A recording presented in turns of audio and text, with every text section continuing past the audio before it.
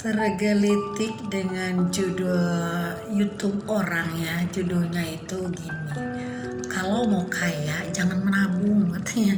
Saya jujur aja tidak mendengarkan YouTube-nya karena belum sempat ya, hanya saya merenung aja kan. Aduh, ini apa sih artinya, cuman kira-kira begini artinya teman-teman ya. Jadi ternyata menabung ini selama ini adalah bukan cara yang tepat untuk kita menjadi kaya. Nah, tapi dengan apa konsepnya ini, dengan konsep hubungan kita dengan alam semesta teman-teman ya. Jadi kalau menabung itu kan pastinya juga akan kena inflasi ya. Jadi nilai uang misalkan yang tadi 10.000 mungkin nanti 5 tahun akan datang hanya akan jadi 5.000 gitu kan. Nah, itu yang masuk akal secara nominal ya. Tapi mungkin di sini tujuannya yaitu ada hal yang berbau spiritual nih kalau menurut saya ya. Berbau spiritualnya seperti apa? Nah, jadi kalau sistemnya menabungnya di bawah bantal misalkan, atau di bank ya, atau menabung di celengan misalkan. Nah, itu akan faedahnya akan beda dengan kita menabung di orang miskin, menabung di langit gitu kan, menabung di masjid, menabung di gereja, atau menabung di orang-orang yatim piatu misalkan gitu kan. Nah, jadi ini sangat bertalian dengan masalah spiritual dan hubungan kita sama Tuhan, dan tentunya dengan sodako. Nah, ini ada baiknya sih, dan saya juga setuju dengan masalah ini. Karena apa? Karena rezeki kita itu datangnya tidak terduga teman-teman. Saya sering banget mengalami hal keajaiban. Bahkan saya kemarin 2 hari yang lalu, saya ada rasa berdosa banget. Sampai maaf Tuhan, saya minta maaf sama Tuhan. Waktu itu saya sedang sangat bingung karena teman saya nggak bisa dihubungi. Akhirnya saya masuklah ke warteg. Padahal sebenarnya saya nggak lapar, belum lapar. Akhirnya saya pesannya sedikit banget.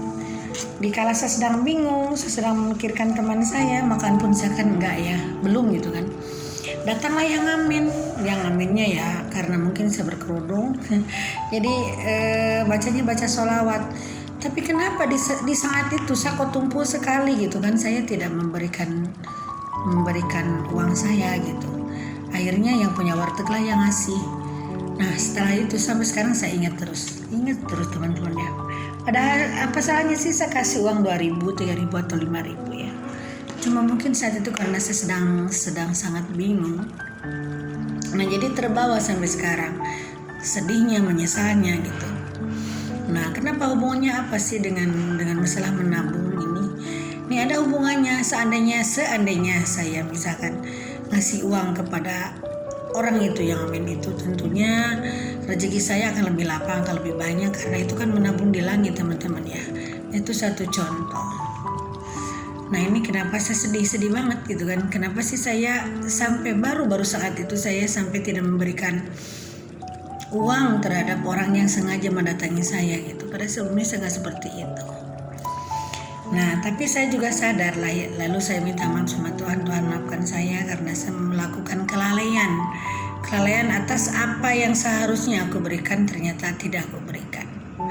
Nah, dari saat itu, dari 2 hari yang lalu saya kapok. Makanya sekarang saya selalu sediakan uang receh 2.000-an, 1.000-an, 5.000-an kan.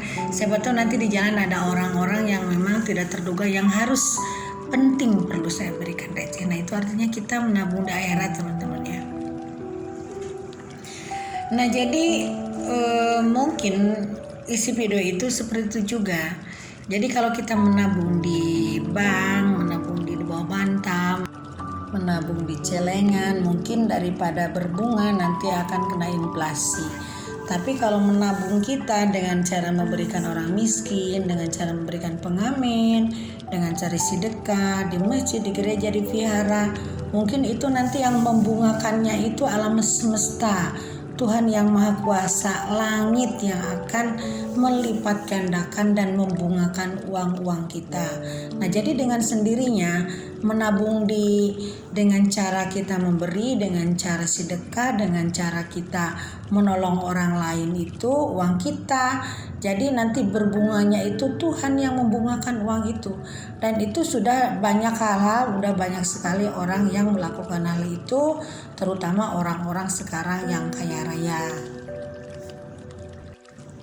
Nah, jadi sekarang bagi kita yang biasanya menabung di bank, biasanya menabung di bawah bantal, biasa menabung di celengan atau di bawah ubin dimanapun, yuk kita sekarang kalau misalkan belum bisa menabungnya dengan cara sedekah, memberi bantu orang lain, sebagian aja. Misalnya kita biasa menabung 1 juta sebulan, kita tabungkan 500.000, lalu ya 500.000-nya kita sedekahkan, kita tabungkan di tabungan akhirat untuk memberi ke orang lain.